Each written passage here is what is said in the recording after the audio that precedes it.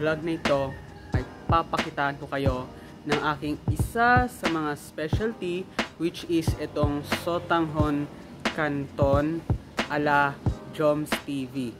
Tara, tuturuan ko kayo kung paano.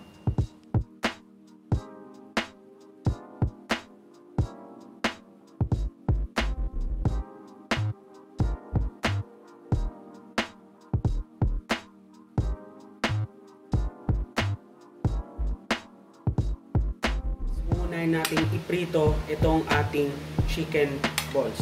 So dadaan-dahanin lang natin na ilalagay dito sa mantika. Golden brown na itong ating chicken balls. Ngayon, isi-set aside muna natin ito dahil isusunod na natin yung pork na kung saan piprituin muna natin yung pork bago natin simulan yung actual na pagluto nitong ating gulay. Lalagyan na natin itong ating pork.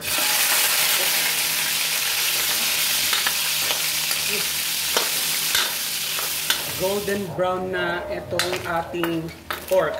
Ngayon naman, isasabay na natin igisa itong ating bawang. Isasabay na natin itong ating onions. And then, ihalo na natin as in one itong pork and yung garlic and onion. Susunod na natin itong pinrito nating chicken balls. Wow! Susunod natin ilagay yung mga gulay sa panguna nitong carrots. So, dandan na. Kasi guys, is matigas itong carrots and also matagal maluto.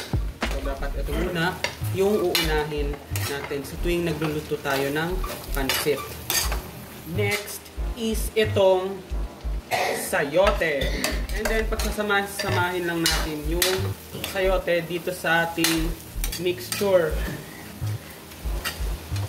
Isusunod na natin itong ating Baguio beans.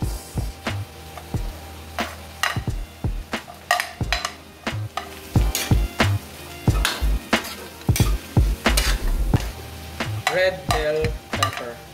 Or pwede rin green bell pepper.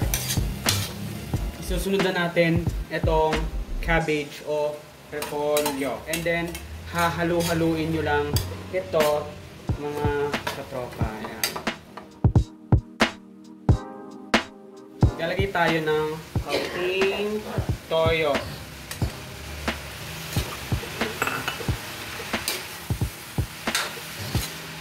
So, isusunod na natin itong ating celery.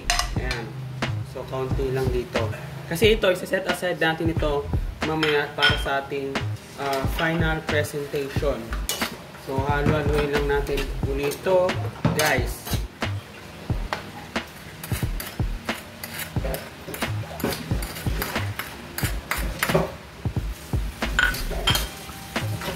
Mga katropa, luto na itong ating gulay.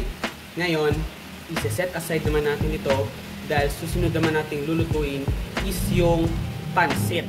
Sisimulan na natin ang pagluluto nitong ating pansit. Lalagay na tayo ng water. Pero kung meron kayong pork or chicken stock, much better.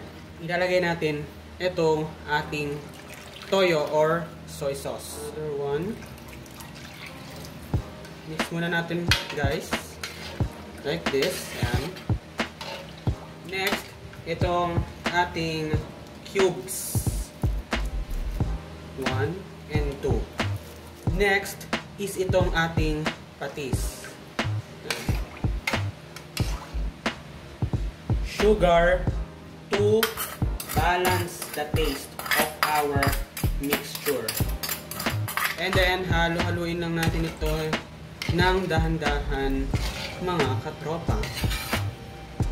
Magkaantay tayo ng ilang minuto. So, probably siguro mga 20 to 25 minutes. So, mahinang apoy lang. So, aantay natin itong kumulo. So, itong ating sotanghon mga katropa is binabad natin siya sa tubig like this. So ayan. So para pag nagsalang tayo dun sa ating mixture ay hindi na tayo mahihirapan sa paghalo. So mas maganda mga katropa is ibababad nyo muna sa tubig or sa malinis na tubig itong ating sotanghon. So palalambutin natin siya. Plus itong ating canton. So ayan. So ngayon i-prepare lang natin itong ating canton. Ayan. Ganyan nyo siya i-prepare itong ating pansit canton plus itong ating sotanghon. Kukulo na itong ating mixture. Ngayon ay sisimulan na natin ang pagsasalang dito po sa ating noodles. Unahin muna natin itong ating canton noodles. Then dahan-dahanin muna natin yung paghalo dito sa ating noodles. Yan. Tignan nyo naman itong ating pansit canton. Pero syempre hindi pa finish dahil isusunod natin itong ating sotanghon. So dahan-dahan lang and ito na siya mga katropa. Ayan. Then halo-haloin lang natin ito guys like this para mag-scatter yung sotanghon. Maglalagay tayo ng kaunting cooking oil. Yan. Tuloy lang natin sa paghalo. At isasabay na natin itong celery. Lalagay na natin itong ating gulay. Yan. So ayan mga katropa. Ready na natin ito for plating.